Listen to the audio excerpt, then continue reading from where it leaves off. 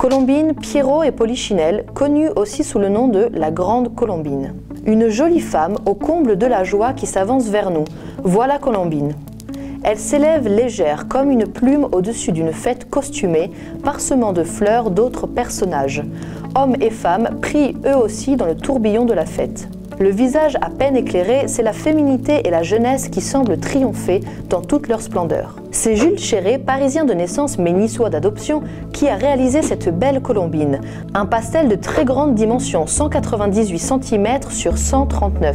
En effet, c'est à Nice qu'il s'installe avec son épouse à partir de 1898, en se consacrant à son art pendant plus de 20 ans, jusqu'au moment où, en 1925, atteint de cécité comme sa femme, il ne peut plus peindre. C'est à Nice aussi qu'il réalise la décoration de la salle des fêtes de la préfecture sur le thème des fêtes niçoises et du carnaval. Il travaille aussi à la décoration murale de l'un des salons de l'Hôtel de Ville de Paris et c'est également en 1900 qu'il peint le rideau de scène du musée Grévin, chef-d'œuvre de couleur et de dynamisme.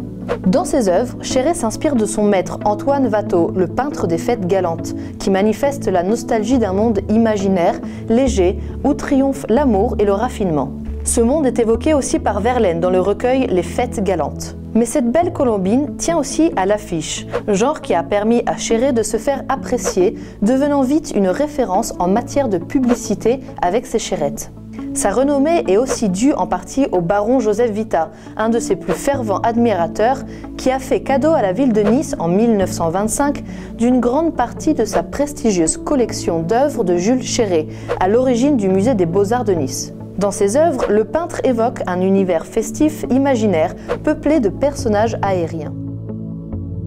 Pierrot, Colombine, Arlequin, Polichinelle, les masques de la Commedia dell'arte et de la fête baroque italienne, vénitienne surtout. La Colombine traditionnelle est une femme à l'esprit vif.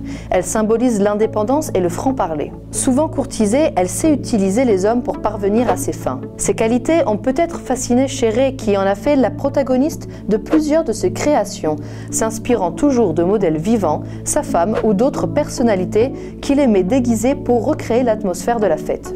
Une esquisse préparatoire de la Grande Colombine, cadeau d'un généreux donateur, laisse entrevoir le travail d'élaboration de la scène avant que les couleurs ne produisent un fantastique feu d'artifice.